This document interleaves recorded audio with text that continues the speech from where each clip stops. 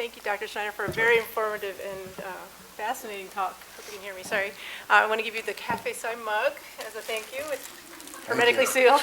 That's good. We're not transmitting anything. We'll test it. Yeah. And we'll take your questions, as he indicated, at the 2 mics here, so we can capture your voice on the audio tape there. If you could use the mics, that'd be great. And we'll start over here. How about that? Yes. Are we on here? We're on. You mentioned an outbreak in an isolated village that went away by itself, so to speak. Would you give us a little details on how such a thing fades away?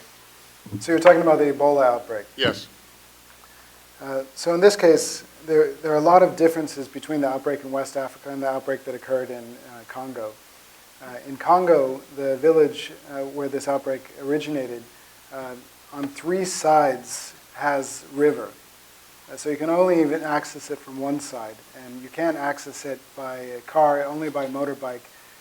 So naturally, movement of people from that location is really limited, and people don't move around too often from that location. So that made it, one, very easy to do contact tracing, and secondly, people didn't move very far, so there wasn't a risk of them going to another village and transmitting it to other people. Whereas in West Africa, you can move between countries very easily. There are tons of roads, and also they weren't prepared for Ebola virus. They hadn't seen Ebola virus since the 1980s or something like that. Whereas in Congo, everyone's very well aware of it, and they're looking for it. They're very fearful of it. So how many people in that village died? For the Ebola outbreak in Buinde, I believe in total the case count came to, I think the case count was around 90, but the number of deaths was more in the area of 32 or something like that. I'd have to review the numbers, so I can't recall. And how big was the village? The village is quite small, maybe 1,000 people or something like that. So the rest of the people just had natural immunity? It's possible that more people in DRC would have natural immunity, since eastern DRC has seen a lot of Ebola. Although once you've become infected, you're only protected against that strain. So a slight shift in the genetics of the virus would lead you to be vulnerable to that particular virus. But I think overall it had to do with the landscape, the limited transportation from that location, but also that the people there culturally just knew about Ebola and were ready for it, and were ready to go along with what the community workers said, what the Ministry of Health said, and so I think that helped it to end quickly. Also, we identified it rather rapidly, as opposed to the one in West Africa that took, what was it, 6 months or something. All right. Thank you. Sure. So you've got this pictorial panel for education for the hunters and butchering and so forth. Is there anything like that going on for burial practices and things like that? Because I understand that's a cultural practice that makes it very easy to spread Ebola, with kissing the body and dipping your hands in a common vat of water and all those kinds of things. A million ways for the virus to spread there. There's definitely an education campaign on that, and I'm sure that there are posters as well. We haven't created any of those, but that is also probably one of the reasons why the disease, the outbreak in DRC ended much more rapidly, Right. Because they were sensitized to that, and as soon as they see Ebola, they don't go anywhere near, or even if they think it's Ebola. Oftentimes a dead body that's suspected of Ebola will sit in the street untouched by even the officials in Congo, whereas in West Africa, people were a little harder to convince. Right. They were more afraid of the traffic accident than Ebola, and there's still people in West Africa that don't think it's real. They think it's a government conspiracy. Right, exactly. Yeah. Well, some people don't think HIV is real in the U.S., so. Your last couple sentences I think just answered my question. We've heard of culturally, religious, ethnic-based suspicion. Mm-hmm. Wouldn't this be worse if you needed to have earlier intervention, because for better or worse, the body count wouldn't be there? Mm-hmm. And what is the actual incidence of that level of suspicion? Is it high, low, very low? I think it varies quite a bit from country to country and even village to village. I don't think I'd even wager an estimate, but I think it's somewhere between low and medium overall. Just from the conversations that you have while you're in West Africa, at first people say, oh yeah, Ebola virus, and we're trying not to get infected, but if you talk to them a little longer, some little conspiracy theories will come out. So I think a lot of people think that it could just be something the government's doing to try to get them in check so that they'll vote for the incumbent government or something like that. Or stealing blood or organs. But I think as it's been moving to a much higher level, people are starting to see enough people that they know become infected that they're seeing it as more real. But you're right, the cultural side of things is a very important aspect of an outbreak that you really need to tackle in order to make sure that you have an effective response. Too often, even now, right, people don't go to the hospital because they think it's just a place to die. And everyone has heard the news that there isn't that much that the hospitals can do, so they say, well, why go to the hospital? I'm just going to die there, I can die at home. Might as well die at home. The problem is when you die at home, no one's there to clean it up with a protective gear on, so then your family dies too. Hi. Thank you for presenting today. I really appreciate your forward-thinking and upstream approach for this kind of stuff. And over the course of your talk, I started wondering, why stop here at monitoring, testing, and surveillance? And I was wondering if anybody is working on addressing the ways that humans are creating risk for viral infections. The way that humans are creating risk for viral infections? Yeah, so for example, there are people in the world who feel enough economic pressure to go out and explore all these pristine areas of the world. Mm-hmm. And like over the course of your talk, I just started thinking, it seems like there's a really intimate integration between human economics and virology. Yeah, we haven't, I didn't focus very much on the behavioral side of our project in this presentation, probably because I'm not a medical anthropologist like some members of our team. So I didn't want to get too deep into that, but there's definitely a big side of our project, a wing of it that works on that. And we work on both education, but also on a variety of fronts to try to, for instance, look at protein replacements for bushmeat, a variety of different sources, things that are sustainable. One of them is raising grass cutters. It's the name of, you probably won't like this, but it's the name of a large rodent. Essentially, you can think of it as a rabbit, but they actually breed very well. They're very easy to domesticate, and the meat's quite good. So that's one approach that we're looking at to try to bring in a safer form of sustenance. Thanks.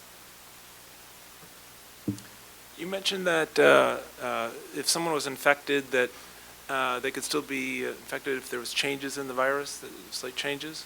Is that? I heard you mention that. And so I was wondering what that would imply to developing a vaccine. If you were to try a vaccine to one, if there's slight changes, would the vaccine still be effective? And the challenges that people are trying to work on that's part of the challenge. So in the case of Ebola, generally from outbreak to outbreak, the virus has changed enough that you're not completely protected. With the same virus, you may be so protected that you see no symptoms at all. With a closely related virus, you may have symptoms, but then you don't die. But what you've just stated is one of the big challenges of vaccine design. You need to find those aspects of the virus that are so essential to its vitality that they can't change that part of themselves. And therefore, it's effective against a broad range of the viruses that could come out. But yeah, it's a big challenge, especially for things like dengue, where you have 4 or 5 serotypes, and sometimes protection against one leads you to be more vulnerable to another one. So it's a constant challenge. Thank you. Thank you for a very interesting talk. You made a very good case for encouraging people to become vegetarians. Seriously, my question is the fact that one of the issues associated with a virus becoming a pandemic, as you mentioned, is its ability to transmute. Now, is that one of the ways in which you identify or examine your samples that you collect to narrow your focus onto those types of viruses that are known to be able to transmute more easily, like influenza, for example, than other viruses? I see what you're saying. So paying attention to viruses that mutate more rapidly, adapt more rapidly. So that's one reason why our main focus is on RNA-based viruses versus DNA-based viruses. RNA-based viruses, since when the virus makes a copy of itself, the molecule that it uses doesn't have a proofreader. So it tends to make more errors, about one error each time it replicates. And actually, when we're looking at these viruses, you can't even think of them as a single virus anymore. They're more like a swarm of closely related viruses, because with each mutation, each replication cycle, you have all these different ones. So yes, looking at viruses that mutate more and those that infect a broader range of species definitely become more dangerous to us and get our attention more. Thank you very much. Thanks. Hi, so I think this might actually be outside of the scope of your project, but you are the closest that I think I've come to having an answer for this. I know that viruses can cause triggers for disease in humans that are not related to the virus. I know type 2 diabetes definitely has some links with that. Are there any follow-up studies going on with any of the samples that you do with the virus outbreaks that you find to track the secondary illnesses that may be going to the human hosts? At this point, no. I can say that I'm familiar with these events and these secondary types of responses that pathogens can have. One of my first jobs was with the Centers for Disease Control, and the first pathogen I worked with was Lyme disease. And it's thought that one of the proteins on Lyme disease can lead to, I think it's rheumatoid arthritis, since that particular protein is very similar to a protein that's in the joints of humans. So yeah, it's something that we need to pay more attention to. And definitely those types of autoimmune diseases are things that we need to find an etiologic agent or something for. Right. There's also suggestions that those types of things can be caused by your microbiome. Right. And having a microbiome that's been put off balance can sometimes cause... Oh, sorry. Microbiome is, if we're talking about one's microbiome, it's basically all of, in most cases, all of the bacteria that exist on you or in you, and all of the viruses that live in those bacteria. And there's been enough of this in the news that you probably know this, but the bacteria are almost more a part of you than you are. There are more bacteria in and on your body than you have cells in your body. And it's becoming more and more clear that those bacteria are a very essential part of you. And were you to completely remove all of them, you would have all sorts of negative symptoms and reactions to that. So yes, that's the microbiome. Anyway, thank you for your answer. I was wondering, very early in your talk, you were talking about means of identifying parts of the world that are good candidates for sampling data. And have you considered, now that you've gotten success in that area, building, say, a machine learning model where you could learn features that would allow you to predict and generalize for future parts of the study? Yeah, we've attempted building something like that. For a while we had funded from NIH to build something that we were called Epidemic IQ. Unfortunately, we tried to take too big of a bite of it. But the idea was to try to pull in all different information sources from all across the world in all different languages and try to see patterns that led us to predict outbreaks. So that's definitely something that we've looked at. It will play a small role in the current project, but there are some much bigger and much better funded groups, especially within the US government. Department of Homeland Security is one of them, who are doing just that and paying attention to not just our cell phones, but also messages that could indicate pandemics and outbreaks. Good, thanks. You've talked about viruses. What about bacteria? Or is there even another category of nasty stuff? Yeah, they're definitely something we need to pay attention to as well, especially those that have adapted to avoid antibiotics.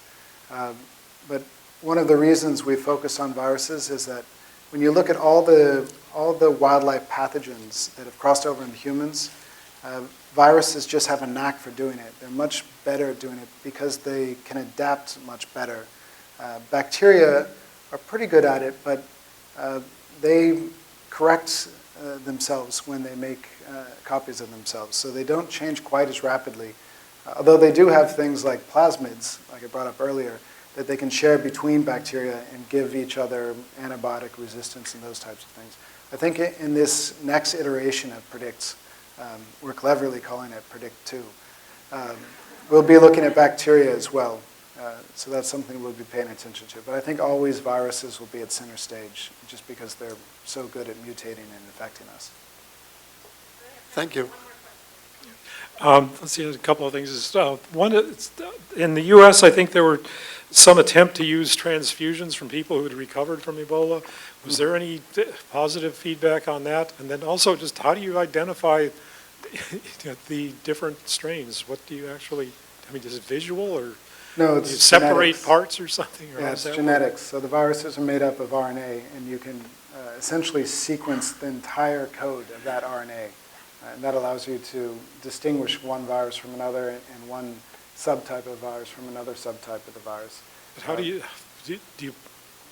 centrifuge them or something, or how do you get the identify the parts? You take the virus, a sample with the virus in it, and then you do something to disrupt the material in it, disrupt the cells, disrupt everything else, and you homogenize the material. And then through a process that involves columns, you can preferentially filter out everything else and binds the nucleic acid. And then you use that nucleic acid to do something called sequencing, which the easiest way to put it is it's just a technique that allows us to read the code of life, read the RNA code. It's like a book. It's just letters. But how do you read it? I mean, is it visual or? Sort of, yes. So to not get into too much detail, you have probes that go on, and based on the time that they move through a certain part of the instrument, they light up a certain color. So each of the 4 letters have a different color, and as they light up, the instrument then says, oh, that's an A, or that's a T, that's a G, that's a C. And from that, then you get the whole code of it. And then we know how that code is then translated into proteins. So we can derive even more information about the viruses from that. But to address your other question, one of the projects that we've applied for funding for is to not just use individuals who were previously infected and use their blood as some sort of antivirus, which isn't always as effective as they make it out to be. But instead, what we've set up to do is to use survivors in the countries to treat the currently ill individuals. Since they're protected against the current outbreak, they can help with the proper security and masks and things like that. They can help to treat the individuals and care for them with pretty much no risk of becoming infected. And they've also then learned something that they can continue to do after the outbreak is over. Okay, thanks. Thanks.